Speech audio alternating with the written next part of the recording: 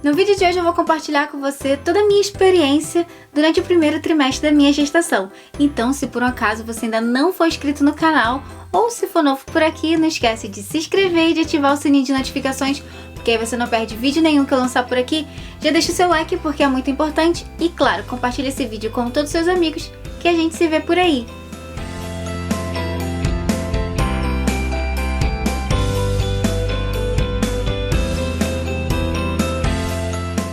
E aí, gente, como é que vocês estão? Hoje o cenário vai ser esse, eu sentada na cama, porque eu vou compartilhar com vocês tudo que eu senti durante meu primeiro trimestre da gestação. Não só o que eu senti, mas o que eu passei também, né? Porque depois que eu fiz a live anunciando que eu tava grávida, vocês fizeram várias perguntas, né, sobre esse meu processo, desde o que eu senti, se eu tive muito enjoo ou não, como foi o meu pré-natal, se na Inglaterra tem pré-natal ou não. Lembrando que todos os temas que eu vou falar nesse vídeo de hoje, vocês que me fizeram essa pergunta, tanto aqui no YouTube, quanto lá no Instagram também. Eu abri uma caixinha de perguntas só querendo saber as dúvidas que vocês tinham. Então hoje eu vou tentar tirar todas as dúvidas que vocês me fizeram. E aí, pra começar a falar sobre isso, né, eu vou contar um pouquinho da história, de como que tudo começou. Não sei se vocês vão lembrar daquele vídeo onde eu segurei um cordeirinho na mão, que eu fiquei toda feliz. Eu vou deixar o card aqui em cima pra vocês poderem assistir depois. Então, nesse dia foi um domingo de Páscoa, onde eu e o Cláudio a gente foi dar um passeio e aí a gente passou em frente a uma fazenda. Por acaso tinha uma pessoa lá tosando as ovelhinhas e eu cheguei perto pra poder ver. Vocês sabem como eu amo ovelha. E aí ele perguntou se eu queria segurar um bebezinho, sabe? Um cordeirinho de alguns dias. E claro, né, gente, que eu aceitei. Eu segurei aquele bebezinho no meu colo, fiz vários vídeos, fiz story, tirei foto, enfim, fiz um monte de coisa. E aí, depois que eu devolvi, né, o cordeirinho pro fazendeiro, o Cláudio perguntou: e aí, como é que foi a sua experiência? E aí eu falei pra ele: nossa, Cláudio, esse aqui foi o melhor presente de Páscoa que eu poderia ter tido. E aí, logo depois que eu falei isso com ele, eu olhei pra minha blusa pra ver se não tava suja, sabe? Porque eu falei assim: nossa, tava tão quentinha, esse cordeirinho tava assim, esquentando tanto essa minha região, porque eu segurei ele nessa posição aqui, sabe? Tava tão quente a minha barriga que eu achei que ele tava fazendo xixi em mim. E aí, por que eu tô contando essa história pra vocês? Se você for religioso, como eu sou, essa história aconteceu no domingo de Páscoa. E aí, algumas semanas depois, mais ou menos umas 2 semanas e meia, eu fiquei grávida. Então, pra mim, isso foi um sinal, isso foi uma bênção de Deus. E agora, se você também não for religioso, não tem problema nenhum, porque foi uma história. E essa história eu vou guardar comigo pra sempre, eu nunca vou esquecer disso. E aí vem a pergunta que vocês estão fazendo bastante pra mim: se essa gravidez foi planejada, se a gente estava tentando. Então não, a gente não estava planejando ter filho. O que acontece foi que eu parei de tomar remédio já tem quase 2 anos, porque o remédio estava me fazendo mal. Mas eu não planejava ter filho e eu vou ser bem sincera mesmo com vocês, porque eu tenho muito, mas muito medo do parto. E isso mexia tanto com o meu psicológico, sabe? Esse medo era tão grande, ainda é, pra dizer a verdade, que era maior do que a vontade de ser mãe. Então eu nunca pensei em ser mãe pelo medo. Enfim, mas agora tá ficando mais controlado. Eu ainda tenho medo. Recebi muitos incentivos de vocês aqui nos comentários que vai ser tudo tranquilo. Mas aí vem a pergunta que vocês também me fizeram, né? Se eu já desconfiava, se eu sentia alguma coisa, quais foram os meus sintomas, né? Como é que foi descobrir que eu tava grávida? Então eu falei pra vocês que eu fiquei grávida em abril, né? Que foi um pouquinho depois da Páscoa. E aí eu não senti nada, gente. A única coisa que eu comecei a sentir, assim, foi lá, assim, pro meio de maio, final de maio, mais ou menos. Os meus seios começaram a doer muito. Mas quando eu falo muito, é muito mesmo. Então eu não consegui usar os meus sutiãs. Eu tive que trocar todos que não tivessem sustentação, sabe? Que apertassem muito. Eu tive que usar praticamente aqueles tops que são tipo de meia, sabe? Bem confortáveis, assim. Que, gente, é uma dor absurda. Eu não sei descrever que dor é essa, de qualquer coisa que encostasse doía. Esse foi o único sintoma que eu tive, mas o que eu achei? Que era TPM. Eu até chegava e falava pro Cláudio: nossa, tô com uma TPM forte esse mês. Mas aí quando chegou junho, eu lembro até hoje, foi no dia 5 de junho, foi numa sexta-feira, tava eu e o Cláudio sentados no sofá. E aí acho que a gente tava fazendo alguma mudança, algum móvel aqui, enfim, não lembro. Que a gente sentou assim, ele deitou no chão e eu fiquei deitada no sofá descansando. E aí a gente sempre brinca muito. Ele fez alguma brincadeira que eu respondi e ele falou assim, cara, você tá grávida. E aí quando ele brincou sobre isso, aí eu meio que caiu a ficha, sabe? Eu falei, Cláudio, eu tô atrasada mesmo. Aí eu entrei na Amazon, comprei o teste de gravidez e aí chegou no sábado. No sábado mesmo eu já fui no banheiro, fui fazer o teste e eu lembro até hoje, né, de esperar lá sentada até aparecerem as linhas e aí eu gritei pra ele, Cláudio, deu 2 linhas fortes. Isso é gravidez, não é? Aí ele, acho que você tá grávida. E aí nesse momento eu desci a escada correndo. E aí eu lembro até hoje da sensação que eu tive. Foi muito rápido essa sensação. Foi assim, segundos. Eu sentei, eu parei, fiquei olhando pro nada e parecia um filme na minha cabeça. E bati o medo assim, cara, e agora?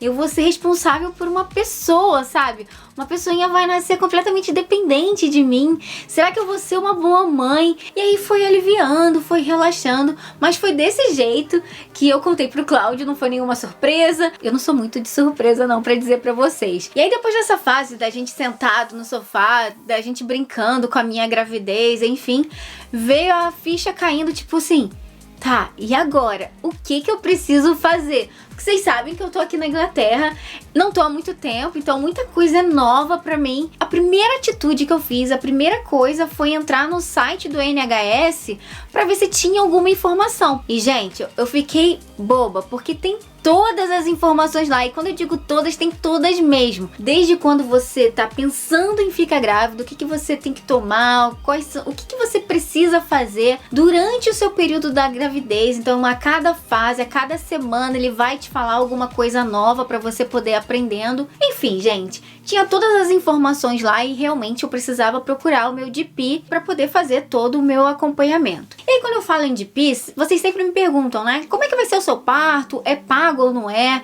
Bom, o que eu vou falar aqui foi o que eu li até agora, tá? Todo o seu processo vai ser gratuito. A não ser que você queira fazer exames a mais, enfim, vou chegar nessa parte. Mas eu fui no GP e aí quando eu cheguei lá, eu já recebi um livrinho com todas as informações que eu precisava ter, de vitaminas que eu precisava tomar, até encontrar a midwife, que é a nossa parteira aqui, diferentemente do Brasil, que a gente tem um acompanhamento lá com a ginecologista, né, vai fazer todo esse seu processo da gestação e ela que vai fazer seu parto. Aqui é com a midwife, que é como se fosse uma parteira. Eles fazem uma especialização, eles estudam para isso e aí ela faz todo esse seu acompanhamento até o final da gestação. Pode ser ela ou outra que vai fazer o seu parto e aí depois ela também acompanha, ela vai te visitar em casa para ver como é que tá seu filho. Enfim, é mais ou menos assim que funciona. E aí o GP também me entregou um formulário que eu precisava preencher com todos os meus dados pessoais, porque esse formulário ia ser entregue para a midwife. Nesse livrinho também vinha informações de aplicativos que eu podia baixar para poder acompanhar a minha gravidez. Eu baixei 2 aplicativos, um que foi o Bounty e o outro que foi o Emma's Diary. E é muito legal porque realmente, gente, você acompanha de semana a semana, ele te diz, olha, agora na semana 1, na semana 10, na semana 23, seu filho tá desse tamanho, provavelmente está pesando tanto, agora está se formando tal e tal parte do corpo, é importante você comer isso, não comer aquilo. Nesse papelzinho, nesse pacote todo, vinha lá dizendo que a midwife ia entrar em contato comigo, né, uma semana depois, para poder agendar uma consulta. E aí vem a outra parte da dúvida que vocês tiveram, que eu fui fazer a minha primeira ultra, eu já tava com 12 semanas. E aí muita gente me perguntou, mas por que você só foi fazer a primeira ultra com 12 semanas? Se você quisesse fazer antes, podia, tem pago, enfim. Então isso vai ser o que eu vou comentar com vocês agora. Como é que funciona o sistema de saúde por aqui? Bom, é o que tá escrito e foi o que eu recebi. Se for diferente, já escreve aqui nos comentários porque eu também quero saber. Então, a grávida tem direito pelo NHS, que é o Sistema Público de Saúde daqui, a 2 ultras, tá? Uma quando ela tiver entre a 8ª e a 12ª semana e uma outra quando ela tiver entre a 18ª e a 20ª semana. E aí quando eu falo do Sistema Público de Saúde, 90% do atendimento é pelo Sistema Público de Saúde, porque aqui na Inglaterra ele é o mais forte. Existe plano de saúde, existe médico particular, existe consultório que eu posso ir, tudo pode ser feito por particular, mas a maioria das pessoas utilizam o sistema público de saúde daqui. E aí por que eu esperei até a 12ª semana, que foi quando a midwife marcou pra mim? Foi ela que cadastrou, gente, as minhas ultras no hospital. Então, o acompanhamento pré-natal que você tem aqui, porque foi uma pergunta, né? Se aqui tem acompanhamento pré-natal, como é que ele é feito? Começa com o atendimento da midwife. Por causa da pandemia, que eu já descobri, porque já me contaram isso por aqui, essa primeira consulta está sendo feita por telefone. Ela leva mais ou menos 1 hora. Então a midwife primeiro ligou para mim, depois de 1 semana de eu ter feito o meu cadastro lá no GP, ela me ligou para ver qual seria o melhor dia. Então 2 semanas depois ela fez a primeira consulta comigo. E aí ela me explicou, você vai fazer 2 ultras. E aí no dia dessa primeira ultra que eu fiz no hospital, você também vai fazer exame de sangue, o exame de urina, vai medir sua pressão, enfim, todo o acompanhamento. Pelo que eu entendi, esse exame de sangue pode ser feito no mesmo dia da ultra, como foi o meu caso, mas se não tivesse na pandemia, ela iria passar esse exame um pouquinho antes. Mas devido à pandemia, ela deixou para eu marcar tudo no mesmo dia, assim eu ia ter somente esse contato. E aí deu para eu poder entender como é que é, né, ter um filho aqui na Inglaterra.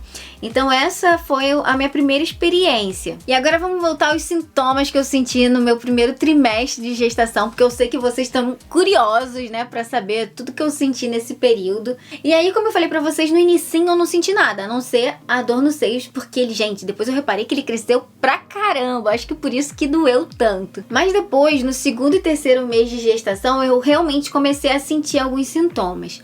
Eu comecei a ver que eu tava começando a ficar mais enjoada. Eu não cheguei a passar mal. Eu sei que tem muita gestante nesse primeiro trimestre que passa muito mal, mas o que realmente eu sentia era enjoo, mas eu não chegava a passar mal de fato. Então assim, se eu sentisse um cheiro muito forte, aquilo me enjoava um pouco. Eu cheguei a comentar que eu fiquei com enjoo de comida, assim, eu não conseguia comer direito nesse primeiro trimestre. E o que eu realmente comia e que descia bem era o arroz e o feijão que o Cláudio fazia. E eu comia sempre ovo cozido. Então a minha comida preferida durante os 3 primeiros meses era arroz, feijão e ovo. Eu não conseguia comer legumes, vegetais, nada, gente. Eu olhava assim e não tinha vontade nenhuma de comer. E foi mais ou menos isso. E uma coisa que eu reparei também é que como eu costumava comer poucas vezes durante o dia, como é que é a minha alimentação normal, né? Sem ser eu tá grávida, enfim. Eu sempre tomava café da manhã e aí às vezes eu almoçava, às vezes eu não almoçava.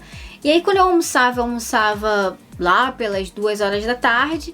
E aí eu ia jantar por volta de umas 6 horas da noite. Mas às vezes eu não sentia fome para almoçar. Então eu tomava café da manhã e eu ia fazer uma única refeição lá pelas 4, 5 horas. Se por um acaso me desse mais fome à noite, né? Aí eu fazia um lanchinho, tomava um chá, enfim. Mas esse era o meu estilo de alimentação. Quando eu descobri, né, que eu tava grávida, enfim, nesse primeiro trimestre, eu mantive a minha alimentação da mesma forma que eu me alimentava antes. Eu tomava o meu café e aí eu percebi que quando dava assim por volta de umas 10, 11 horas, começava a fazer tipo um embrulho no estômago misturado com azia. E eu comecei a reparar que isso dava justamente por eu ficar muitas horas de estômago vazio. Só que eu não tinha muita fome para comer nesse momento. E aí eu descobri um milagre de comer nuts. Porque você não tá com muita fome para comer comida, mas também você não pode ficar comendo besteira. E aí eu comprei, eu até mostrei no vídeo, eu vou deixar o card aqui em cima no dia que eu fui no Tesco, comprei um saco gigante de passas secas, comprei também algumas castanhas, amêndoas, e aí quando eu começava a sentir, sabe, esse embrulho no meu estômago, eu botava um punhadinho de frutas secas, e aí eu comia aquilo e pronto, saciava, passava completamente o enjoo, passava completamente a azia que eu tava sentindo, mas eu já sabia que eu tinha que ficar preocupada com o meu almoço, porque logo em seguida, assim, quando passasse 1 hora e pouquinho, 2 horas, eu estaria com fome. E aí quando começava a fome, gente, parecia que era uma fome de leão, assim, parecia que eu não comia há vários dias. Porque aí parece que abre um buraco no estômago e aí você realmente fica com fome. Só que era engraçado porque assim, a fome era muito grande, mas na hora de comer, eu comia muito pouquinho. Porque um pouquinho só que eu comia, já parecia que tava fazendo assim, ó, bum, no meu estômago. Então realmente foi um período de adaptação que eu precisava entender, né, o que eu precisava comer e também o intervalo que eu precisava ter entre uma refeição e outra para eu não me sentir enjoada. E aí agora eu vou falar sobre o sono, porque sim, muita gente me perguntou se eu sentia muito sono nos primeiros 3 meses, né, se eu tava sentindo ainda muito sono. Enfim, como é que foram nos meus primeiros 3 meses? Sim, gente, dá muito sono e eu não sabia que era tanto sono assim. Qualquer lugar que eu sentasse eu queria dormir. E olha que eu não tenho esse hábito de sentir sono durante o dia. Eu nunca fui de dormir, de tirar aquele cochilinho depois do almoço. Mas, gente, se eu almoçasse, se eu sentasse no sofá, tava eu lá dormindo. Eu não conseguia sentar no sofá e não dormir. Então foram 3 meses assim, onde eu tirava cochilo. Eu batia na cama de noite também, dormia pra caramba. Era um sono que eu não sei explicar pra vocês. Então é verdade, gente. Comigo aconteceu isso, senti muito sono também. E eu não sei se isso aconteceu com você, se você também sentiu sono nesses 3 primeiros meses. Já escreve aqui nos comentários. Inclusive, ó, já escreve nos comentários também o que você tá achando de eu compartilhar isso tudo aqui com você. Tô vendo algumas midwives brasileiras que moram aqui no Reino Unido pra tentar fazer um vídeo comigo. Se elas me responderem, derem ok, eu faço com elas. E aí, já escreve aqui nos comentários quais são as dúvidas que você tem pra gente poder tirar, né? Porque eu acho que é muito importante. Eu vi que tem muita gente cheia de dúvida e eu quero ajudar em relação a isso. E se por um acaso você ainda não for inscrito no canal, já se inscreve, porque aí você não perde vídeo nenhum que eu lançar por aqui. Ativa o sininho pro YouTube te notificar e, claro, deixa o seu like e não esquece, compartilha esse vídeo com todos os seus amigos que a gente se vê por aí. Tchau! Oi, voltei só para te lembrar que agora você pode ser membro do canal e ter acesso a vários benefícios exclusivos que eu vou fazer só para você. Quer saber mais? Clica aqui na opção Seja Membro que eu te explico tudinho. Agora sim, tchau! E assim que o exame chegou, eu já corri pro banheiro.